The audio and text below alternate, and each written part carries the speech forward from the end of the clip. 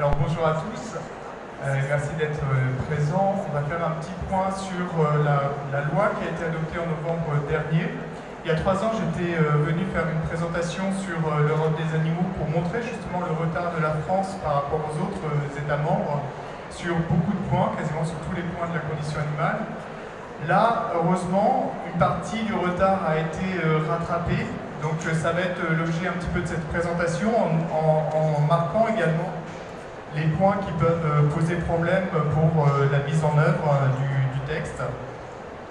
Donc je ne vais pas vous faire tout l'historique parce qu'en fait la proposition de loi, les échanges et les travaux ont duré sur un peu plus d'une année entre les deux chambres. Donc on va aller directement au résultat qui a été obtenu. Donc la loi a été promulguée le 30 novembre dernier, donc en 2021. Une loi qui a eu quelques soucis entre les échanges Assemblée nationale, Sénat, mais je reviendrai dessus. Donc c'est une initiative parlementaire puisqu'on parle d'une proposition de loi et non un projet de loi. Donc proposition de loi qui a été portée par des députés de la majorité. Si ce texte est aussi ambitieux, c'est probablement aussi parce que justement il vient du Parlement. Les initiatives gouvernementales généralement sont un petit peu moins larges en termes de résultats. Donc le 16 novembre, le texte a été définitivement adopté à l'Assemblée nationale. Il l'a été le 18 novembre au Sénat. Le 30 novembre, c'est la date de promulgation. Donc là, c'est à l'issue du vote à l'Assemblée. Donc juste pour vous présenter brièvement ceux qui ont porté le texte. Donc Loïc Dombreval était rapporteur du chapitre 1 de la loi, donc sur les animaux de compagnie élargis aux équidés. Et il était également rapporteur général du texte. Dimitri Houbron, tout à fait à droite de la photo, était rapporteur du volet du chapitre 2 sur le renforcement des sanctions et les problématiques aussi de zoophilie.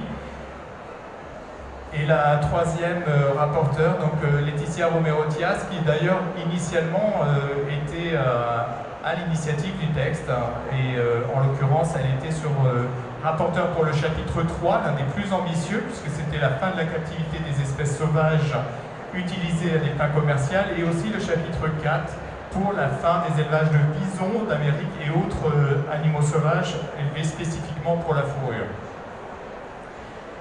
Alors, pour revenir un petit peu sur le texte et ce qu'il entraîne comme avancement et comme progrès, bon, sur le chapitre 1, là c'est un aspect sur lequel, en toute transparence, la Fondation Gilles Bardot a peu travaillé parce que le certificat d'engagement et de connaissance, finalement, il n'engage que les personnes qui volontairement vont le signer, c'est-à-dire qu'il est mis en œuvre en place pour les propriétaires d'équidés. Et vous le savez, il y a beaucoup de problèmes sur des équidés, des animaux qui sont en souffrance parce que les propriétaires ne sont pas toujours conscients des besoins de ces animaux, besoins en termes d'espace aussi, et puis de soins bien évidemment. Certificat d'engagement de connaissance a été adopté aussi pour les chiens, chats, ça c'est ce que dit la loi. Dans le décret d'application en cours de finalisation ont été ajoutés les furets et lagomorphes, donc lagomorphes les lapins. Ce qui peut être intéressant sur cet aspect-là, c'est peut-être le point que j'ai mis en grâce, c'est-à-dire que la cession de l'animal ne peut intervenir moins de 7 jours après la délivrance du certificat au cessionnaire. Ça veut dire que les salons, par exemple, de chiens ou de choses comme ça, vont sûrement être mis en difficulté, même s'il n'y a pas d'interdiction, parce qu'ils ne pourront pas délivrer les animaux immédiatement à la personne qui pourrait être intéressée par l'achat. Donc on pense que ça peut quand même favoriser être un frein en tout cas sur les achats compulsifs, coup de cœur, qui sont suivis souvent d'abandon. Donc ça, c'est une mesure qui peut être intéressante.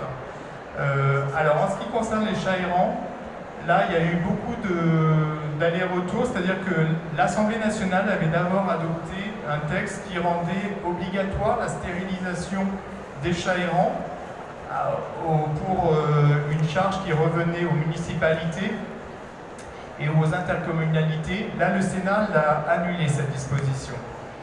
Donc ce qui reste aujourd'hui dans la loi, c'est en fait d'abord un travail qui est en cours, c'est-à-dire un rapport sur 6 mois, pour aussi identifier le coût que représenterait une telle mesure de stérilisation systématique des chats et trouver donc les financements sur fonds publics pour la rendre possible.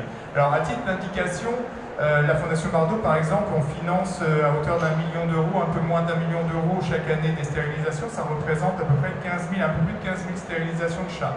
Ça peut sembler beaucoup, mais en fait, il faut savoir que sont estimées les populations autour de 11 millions, enfin, on ne sait pas précisément, mais on est donc sur plusieurs centaines de millions d'euros que représenterait un programme de stérilisation nationale et systématique. Donc ce qu'a indiqué le Sénat, c'est qu'à ce stade, il était difficile de faire peser cette charge sur les municipalités seules. Et les travaux qui sont en cours, c'est de pouvoir identifier quels sont les coûts réels et quels seraient les leviers pour mettre en œuvre ces campagnes de stérilisation. Donc bon, ça va plutôt dans le bon sens, même si on perd la mesure très ambitieuse qu'avait portée l'Assemblée et qui avait été votée à l'Assemblée. Un point qui peut être pas mal non plus, c'est que maintenant il y a une obligation dans les mairies et établissements de soins vétérinaires d'avoir une sensibilisation à la stérilisation des animaux domestiques, puisqu'il faut savoir que la reproduction pour les chats errants, en fait, ça vient beaucoup aussi de chats divagants, qui ne sont pas forcément errants, mais qui sont laissés en divagation et qui ne sont pas stérilisés ni castrés. Donc il y a encore pas mal de freins, malheureusement, de vétérinaires sur ces questions-là. Et donc là, il y a une obligation maintenant légale de faire de la sensibilisation dans les cabinets vétérinaires et dans les mairies.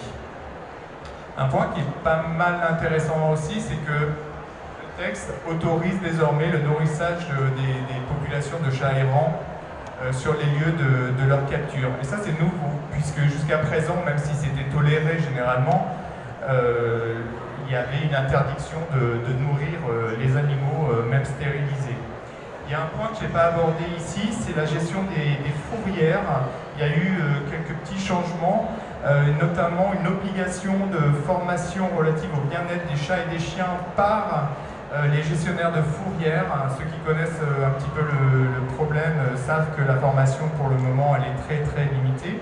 Donc là, il y a une obligation de formation. Et puis, il y a un autre point qui n'est pas négligeable, c'est que désormais, à l'issue du délai légal, donc de 8 jours, les animaux peuvent être pris en charge par des associations qui travaillent avec des familles d'accueil, mais ne disposent pas de refuge. Actuellement, avant le texte en tout cas, seules les associations disposant d'un refuge, associations et fondations, pouvaient récupérer les animaux passé le délai légal. Là, on est sur une possibilité avec des familles d'accueil également. Il y a eu une grande confusion pendant les débats des pétitions qui ont été mis en avant sur ce qu'on entend par famille d'accueil, parce que le texte qui avait été adopté à l'Assemblée nationale, poussé par le ministère de l'Agriculture, considérait qu'une famille d'accueil ne pouvait être reconnue que si elle était rattachée à une association disposant d'un refuge. Ça posait vraiment problème, parce qu'on expliquait que, justement, si une association fait appel aux familles d'accueil, c'est que eh bien, elle ne dispose pas de refuge, ou en tout cas pas suffisamment de capacité d'accueil. Et ça a été modifié, donc le texte aujourd'hui il est clair. On entend par famille d'accueil, je le lis pour ne pas dire de bêtises, une personne physique accueillant à son domicile, sans transfert de propriété, un animal de compagnie domestique confié par un refuge ou une association sans refuge. Donc ça a été bien clarifié, et c'est dû aussi à la réaction du public, la réaction des associations auprès des élus. Franchement, à ce moment-là du débat, le ministère de l'Agriculture ne nous a pas aidés, parce que les services vétos étaient très réfractaires avec cette idée de reconnaître les familles d'accueil à des associations qui ne disposent pas de refuge. Alors, autre avancée très important pour le coup, c'est les animaleries. Puisque, vous le savez sûrement, la cession à titre onéreux gratuit des chats et des chiens sera interdite à compter du 1er janvier 2024, donc dans 2 ans. Le texte d'interdiction se limite aux chats et chiens. On aurait voulu que ce soit étendu à d'autres espèces, notamment les lapins et d'autres animaux. Mais bon, l'interdiction, elle porte uniquement sur les chiens et les chats. en autorisant toutefois les établissements type animalerie de proposer à l'adoption, en accord avec les associations locales, des animaux qui seraient abandonnés et pris en charge par des refuges. Donc il peut y avoir des journées d'adoption qui seront mises en place dans ces animaleries à partir de 2024 ou avant, hein, s'il y a des initiatives qui sont prises dans ce sens. Toujours sous le chapitre 1, qui concerne les animaux de compagnie et équidés, les manèges japonais, eux, ont été interdits donc, par la loi. Donc désormais, tous ces manèges qu'on voit sont illégaux. Donc ça, c'est plutôt une bonne chose. Et c'est dans les foires, mais aussi pour des spectacles dans des propriétés privées ou autres. Donc il y a un point que je n'ai pas abordé ici, c'est l'éducation, toujours sous le chapitre 1, puisque le service national universel, mais aussi des cours de sensibilisation devront être donnés dans les écoles primaires, collèges et lycées pour le respect des animaux de compagnie. Et c'est le problème un petit peu, parce que ça se limite aux animaux de compagnie. On aurait voulu que la sensibilisation aille au-delà, bien évidemment, et notamment aux animaux, même si on reste sur l'animal domestique, mais l'animal domestique qui entre dans l'élevage et autres. Et malheureusement, le texte limite aux animaux de compagnie. Mais bon, il y a quand même une volonté de sensibiliser sur le caractère d'être sensible et de bien traiter ces animaux. Alors, le deuxième... alors, je ne vous ai pas demandé, mais si vous voulez poser des questions, soit on le fait à l'issue, ou soit vous le faites là, ça ne me dérange pas. Donc, on verra. Mais n'hésitez pas si vous voulez couper, demander quelque chose en complément. Alors le chapitre 2, donc, qui est le renforcement des sanctions, porté donc par Dimitri Houbron, il a doublé dans certains cas les peines, c'est-à-dire que jusqu'à présent les peines pour des actes de cruauté et mauvais traitement étaient de 2 ans d'emprisonnement et 30 000 € d'amende. Il passe pour ces mêmes types d'actes et de maltraitance, enfin d'actes de cruauté et sévices graves, à 45 000 € d'amende et 3 ans d'emprisonnement, peine qui est alourdie quand l'acte a entraîné la mort de l'animal. Là on passe sur 5 ans d'emprisonnement et 75 000 € d'amende, donc contre 2 ans précédemment et 30 000 € d'amende. Alors, pour en revenir aux peines, avant de passer au reste, évidemment, renforcer les peines c'est très bien, mais concrètement, déjà les 2 ans d'emprisonnement et 30 000 € d'amende, on n'avait pas de cas concret. Les max qu'on ait pu obtenir, c'était autour de 1 an d'emprisonnement. J'ai en tête 2 cas où des personnes ont été condamnées à 1 an d'emprisonnement. C'était déjà une peine lourde, mais si on renforce et qu'il n'y a pas de volonté de mettre en œuvre la peine, ça ne donne pas grand-chose. Donc on est intervenu auprès du ministre de la Justice pour lui demander justement que la chancellerie profite de ce changement et renforcement des peines pour sensibiliser les parquets et leur montrer que du fait aussi que les peines sont plus lourdes, eh bien c'est pas un acte anodin que maltraiter un animal et que ça devait être traité et condamné en l'état. Donc Dimitri Houbron, qui était rapporteur, a appuyé cette démarche aussi auprès du ministre. Et un point qui est pas mal aussi, qui était dans le texte, et la deuxième partie qu'on a, c'est le secret professionnel est levé pour les vétérinaires qui portent à la connaissance du procureur de la République informations relatives aux sévices graves, y compris dans des atteintes sexuelles sur un animal. Jusqu'à présent, le secret professionnel n'était levé que pour les médecins. On était vraiment sur la maltraitance humaine, mais rien n'était prévu pour les animaux. Donc là, c'est acté par la loi. Le secret professionnel peut être levé et donc il peut y avoir une condamnation directement lorsqu'un vétérinaire est témoin de maltraitance ou en tout cas d'un état d'un animal qui n'est pas normal. Voilà, donc alors oui, les actes zoophiles étaient déjà depuis quelques années condamnés en tant qu'acte de maltraitance ou mauvais traitement, mais c'était l'acte en lui-même, et encore, nous on a eu plusieurs procès où il fallait pouvoir démontrer, bon je vais vous passer les détails, mais en gros qu'il y avait pénétration et donc souffrance de l'animal, et c'est très difficile à justifier tout ça, mais désormais, y compris l'enregistrement, la diffusion sur tout support d'actes zoophiles est considéré comme justement un acte de complicité à l'acte de maltraitance et est condamné. Donc ça c'est nouveau et c'est vraiment important parce que c'est le meilleur moyen de mettre un frein sur les actes zoophiles. Alors à savoir, peut-être que les gens l'ignorent, il y a beaucoup beaucoup, j'en sais rien, mais en tout cas il y a un lobby des zoophiles réels et qui sont intervenus avec assez menaçants auprès des députés et sénateurs pour leur dire que c'était absolument scandaleux d'attaquer ces actes zoophiles qu'eux considéraient comme de l'amour aux animaux. Donc voilà, on en est là, mais bon, en l'occurrence, ça a été maintenu et adopté par le texte de loi.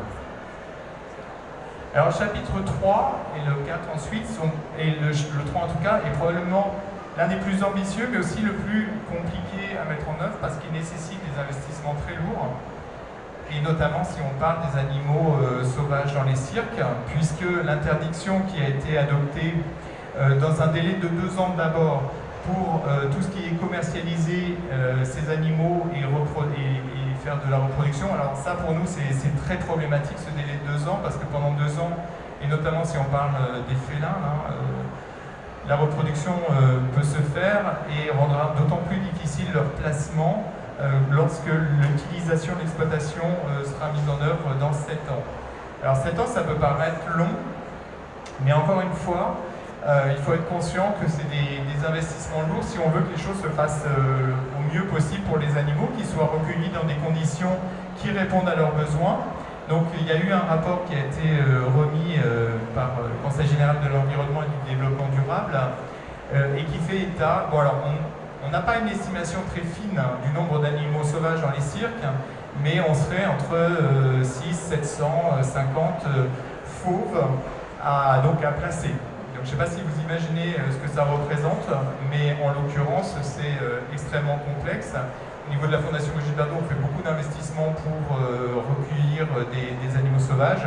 Et pour les félins, c'est vrai que ça va être assez compliqué, mais bon, il faut maintenir au moins l'interdiction de reproduction et puis le placement autant que possible de tous ces animaux pour qu'il n'y ait pas des euthanasies de complaisance. Pour les delphinariums, le délai est de 5 ans. Bon, alors il y a nettement moins d'animaux, puisqu'on est sur une vingtaine de dauphins et 4 orques.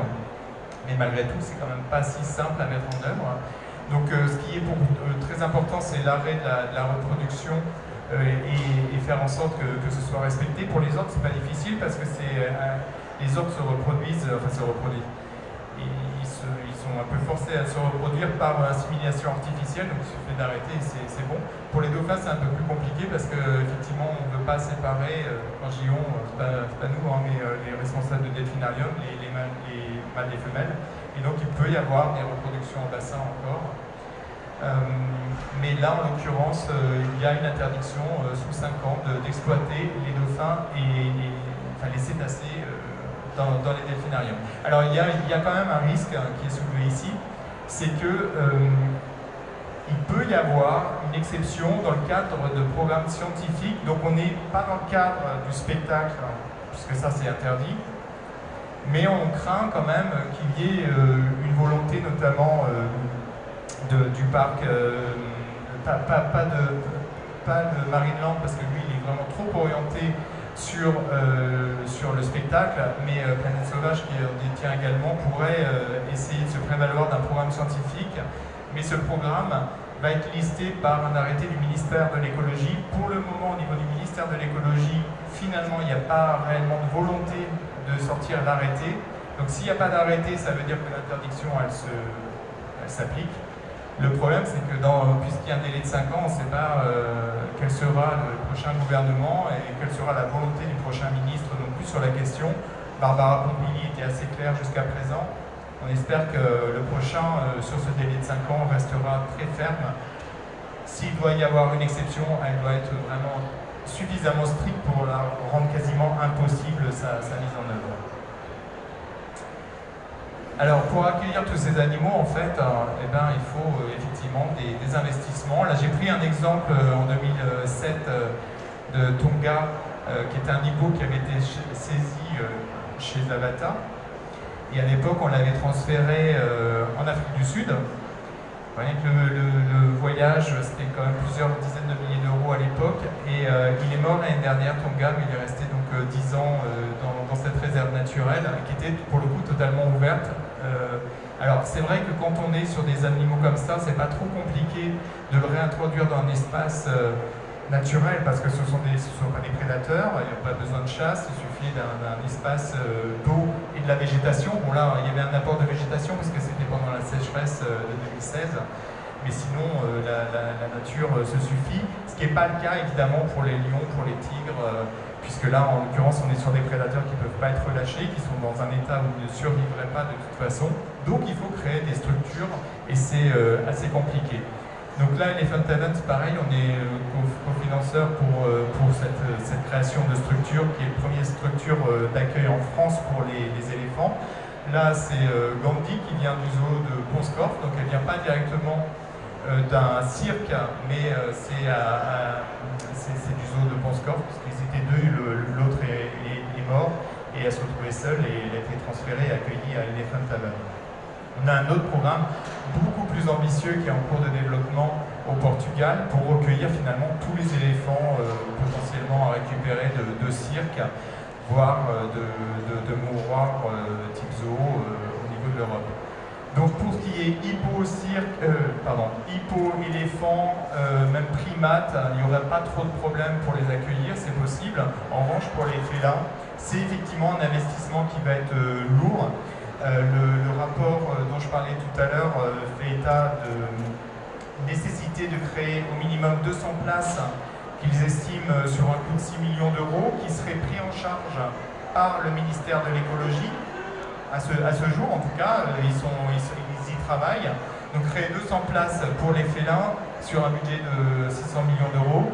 Nous, au niveau de la Fondation Bardot, on a dit qu'on doublerait au minimum ce montant pour permettre l'accueil d'autres animaux. Sur 5 ans, à peu près 2 millions d'euros par an seraient débloqués pour ce projet spécifique. Parce qu'en fait, il faut être conscient d'une chose, c'est que si on ne met pas le maximum pour sortir ces animaux des conditions dans lesquelles ils se trouvent, la loi peut être mise en cause. Justement, on va nous montrer que c'est bien gentil de demander l'arrêt de telle ou telle pratique, mais si derrière rien n'est fait pour accueillir les animaux, eh bien au final, on laisse en l'état les animaux et puis rien ne change.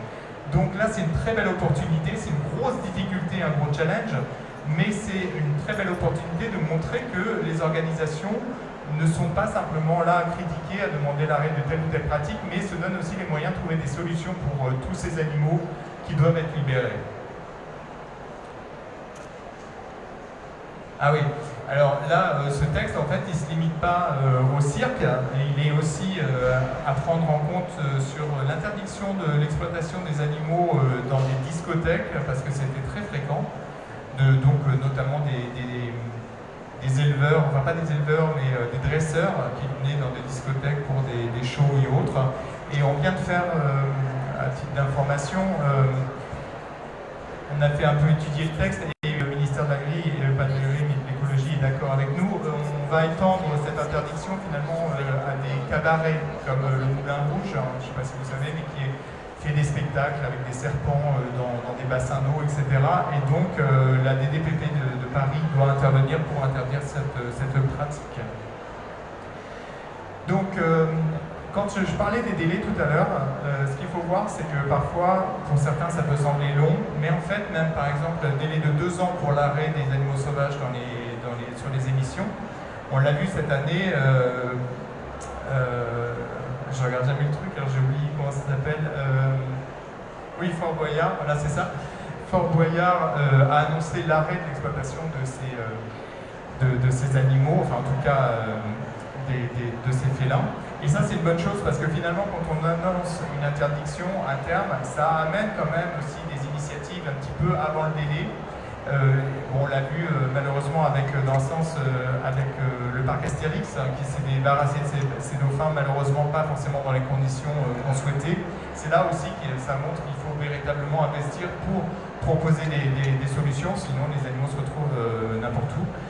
Mais en l'occurrence, voilà, ça amène justement des interdictions plus rapides parfois. Donc là, en l'occurrence, pour Fort Boyard, effectivement, les tigres ne seront plus dans l'émission. Alors, un truc très important, ça fait des années qu'on dénonce ça, les montreurs d'ours et de loups, idem. dans un délai de 2 ans, donc interdiction d'ores et déjà de la reproduction, mais les exploitations d'animaux, d'ours et de loups, seront interdites dans 2 ans. Donc c'est hyper important parce que c'est un spectacle qui est quand même toujours très présent dans les villes qui organisent des fêtes médiévales notamment. Et donc ça fait partie aussi de l'interdiction qui est fixée maintenant par la loi. Et puis le dernier chapitre, qui est quand même un chapitre aussi intéressant, parce que alors même si ça ne concerne pas énormément d'élevage, la fin des élevages de visons d'Amérique pour la fourrure. Donc il faut savoir que quand Barbara Pompili avait fait l'annonce, là pour le coup, ça a été intégré comme les animaux pour les cirques. Quand je parlais tout à l'heure d'une initiative parlementaire, en fait c'est vrai que la partie annoncée par Barbara Pompili ont été intégrées sur la proposition de loi et notamment l'interdiction des visons, sauf qu'elle au départ avait annoncé une interdiction sous 5 ans. L'Assemblée nationale avait fixé 2 ans d'interdiction et le Sénat, alors mystère, a fixé une interdiction immédiate et qui est rentrée en compte. Le 30 novembre, le texte a été promulgué et le dernier élevage a fermé ses portes en fin d'année. Donc il faut savoir qu'au départ, lors de l'annonce de Barbara Pompili, il n'y avait plus que 4 élevages et entre l'annonce et l'adoption du texte, 3 élevages ont été fermés et le dernier a été contraint de fermer alors qu'il y avait eu un investissement pour répondre à la loi. Donc ça c'est vraiment sans précédent parce que justement on met toujours en avant le fait que la France est souvent en retard sur les autres pays, les autres États membres. Mais là en l'occurrence, il y a les Pays-Bas par exemple qui avaient pris une interdiction, c'était sous 10 ans. Évidemment ça n'avait pas directement comparable s'il y avait plus de 100 élevages, mais là en l'occurrence ça a été très rapide. Et je vois qu'il y a une question. Alors les visons, en fait, ce qui s'est passé, c'est qu'il n'y avait pas eu de reproduction pour l'année suivante, mais malheureusement tous les visons de cet élevage ont été euthanasiés, c'était la dernière année d'exploitation. De toute façon, objectivement, c'était 15 000, je crois, il n'y avait aucune possibilité de prise en charge. Donc il y a un moment, il faut casser le système. Malheureusement, on n'a pas de solution pour tout, mais en tout cas, il n'y a pas eu de naissance pour créer de nouveaux animaux qui auraient vécu dans les mêmes conditions. Là, c'était à Emani, c'est une photo que j'avais prise. Et voilà, ça c'était le type d'élevage en France.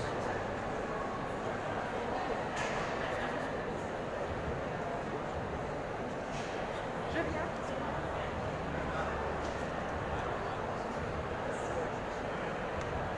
Qu'est-ce qu'il y a bien des animaux qui sont exploités dans le cadre de films ou de séries? De films ou de séries? Voilà, c'est des dresseurs en fait qui font. Alors les films, ils ne sont pas visés par l'interdiction, mais pour ce qui est des émissions télé ou autres, par exemple, ils n'ont pas le droit de venir exposer. En revanche, dans tout ce qui est film, série, non, le texte ne précise pas d'interdiction particulière. Non, pas de mémoire. Effectivement, il y a la question des films, des séries, mais il y a aussi des jeux à la con, excusez-moi l'expression, comme Koh-Lanta, où on se dit, il y a des émissions, des animaux qui vivaient tranquilles, là, puis il y a une espèce de bande de cinglés qui arrivent, et puis dans le cadre d'un jeu, ce qui est complètement loufoque, enfin pire que ça, on tue des animaux pour se nourrir, voilà. Ça, je trouve que ça devrait être interdit, mais immédiatement aussi. Et puis là, juste une chose, ce qui me choque un peu, ce qui m'embête un peu, c'est le exclusivement élevé pour la production. Oui, ça c'est parce qu'en fait, sinon vous visiez la filière lapin. Et là, le texte ne serait jamais passé, puisque la filière lapin, c'est 40 millions de lapins qui sont tués chaque année pour l'alimentation et la fourrure. Mais en revanche, les lapins qui seraient spécifiquement élevés, ah ben non, même pas, parce que c'est animal sauvage. En fait, ce qui s'est passé, c'est qu'il faut voir, nous on a insisté pour que ce soit ajouté, parce qu'au départ c'était bison d'Amérique, point.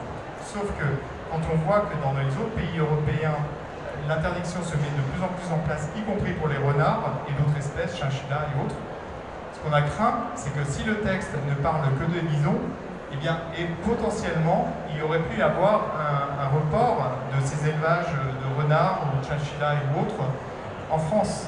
Donc le texte est suffisamment large pour intégrer ce genre d'animaux. En revanche, effectivement, pour la filière lapin, Alors c'est pour ça, c'est vrai que souvent on nous dit oui, ça aurait pu aller plus loin sur certains domaines ou autres.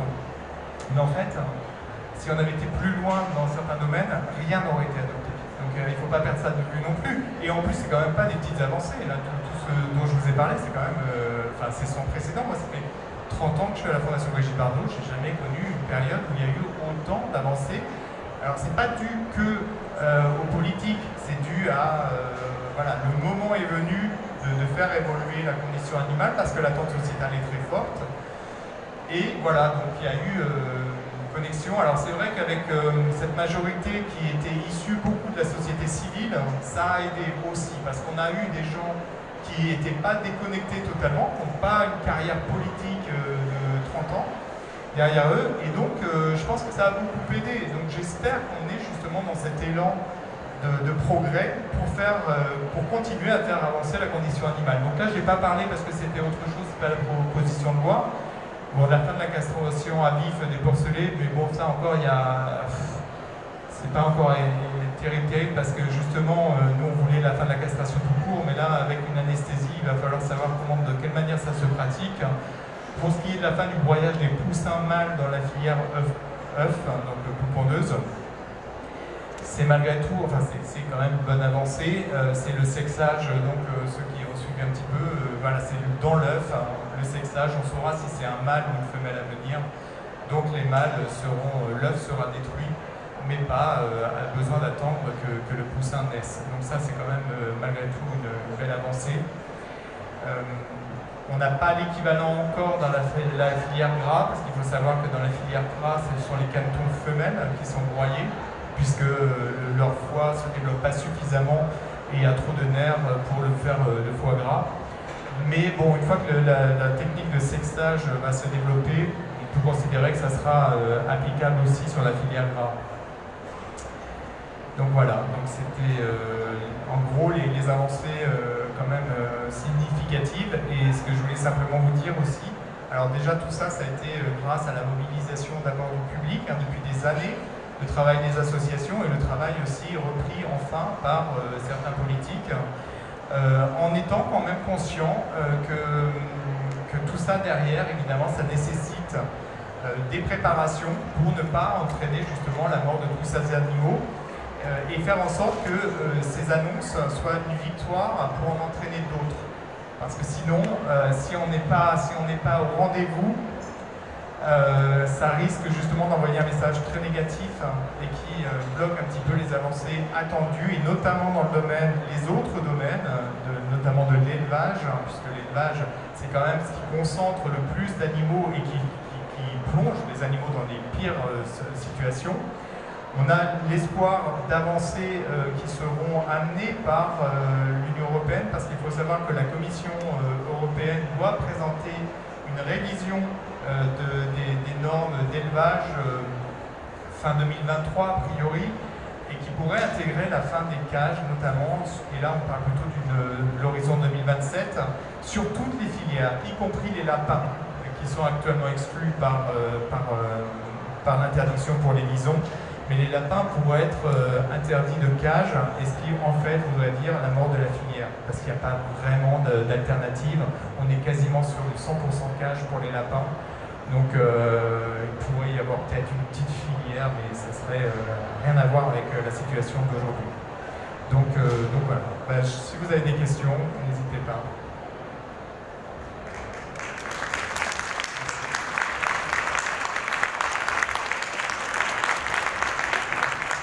Pas de questions? Tout le monde a faim?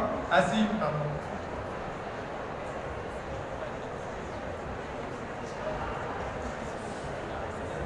Oui, mais c'était super d'apprendre qu'il y aurait bientôt la fin du broyage des poussins mâles. Est-ce que vous auriez une date? Oui, alors en fait, ça a été repoussé plusieurs fois. L'annonce était 1er janvier 2022. La machine, en fait, il y a eu des investissements de la France sur une technique qui n'a pas été retenue. Donc là, on est revenu sur la technique allemande. Et là, on parle, le décret, il y a eu un décret qui a été pris, c'est fin 2022, donc on peut dire janvier 2023. Donc on a perdu un an sur le délai, mais c'est parce qu'il y a fallu une adaptation de la technique et puis aussi un investissement au niveau des couvoirs, puisqu'ils doivent justement s'équiper de ces systèmes d'identification dans l'œuf. Donc ils ont en gros 1 an pour s'équiper, enfin même moins parce que c'est juillet je crois, juin ou juillet, je sais plus de cette année, Lorraine tu sais, juillet, la date butoir pour s'équiper et ensuite la mise en œuvre, l'arrêt réel, ça serait fin d'année. C'est un délai, bon, évidemment on perd 1 an, mais bon, ça se met en œuvre malgré tout.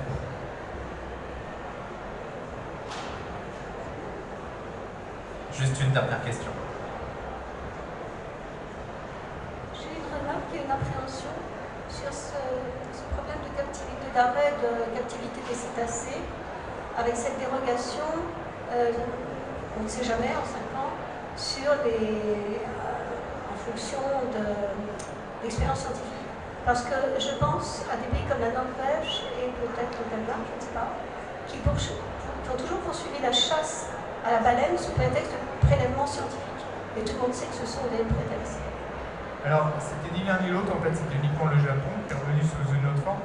La Norvège était chasse commerciale, parce qu'il ne faisait pas partie du moratoire qui avait été mis sur la chasse commerciale, et le Danemark n'en fait pas, mais en revanche est complice des massacres aux îles Féroé. Non, là c'est un peu différent quand même, parce que là, il faudrait... Déjà, en fait, il y a un intérêt qui sera moindre pour le parc, parce que là, en l'occurrence, il ne faudra plus faire de spectacle. Donc, il faudra pouvoir justifier que le maintien, ça peut être pour une observation des dauphins sur telle ou telle situation que je ne connais pas, puisque la liste n'a pas été arrêtée. Si on maintient l'interdiction de reproduction, déjà, et de spectacle, quand même, c'est très limité objectivement. En fait, il faut savoir que Delors, notamment le directeur de Beauval, il faut savoir que sur ce texte, en fait, les cétacés, alors que ce sont les animaux les moins nombreux en termes d'animaux concernés par cette loi, c'est sur ce point-là que le texte a failli être mis en échec, notamment au moment de la commission mixte paritaire, c'est-à-dire qu'il y a eu une première lecture à l'Assemblée, une deuxième au Sénat, et ensuite, comme il n'y avait pas d'accord sur le texte, puisque le texte du Sénat n'avait plus rien à voir, commission mixte paritaire, donc avec les rapporteurs Assemblée-Sénat, et le blocage total était sur les dauphins. Et Laetitia Romero-Diaz, qui était donc rapporteure sur cette partie, nous a dit qu'elle a pu arracher au dernier moment cette interdiction avec l'exception. Sinon, tout le monde lui disait d'arrêter avec les dauphins, tant pis, ça continuerait, mais le reste devait passer. Donc elle s'est accrochée. Et maintenant, ce qu'il faut, c'est qu'effectivement, derrière, il n'y ait pas un arrêté qui soit trop ouvert pour permettre le maintien des animaux captifs. Mais le travail n'est pas terminé, effectivement.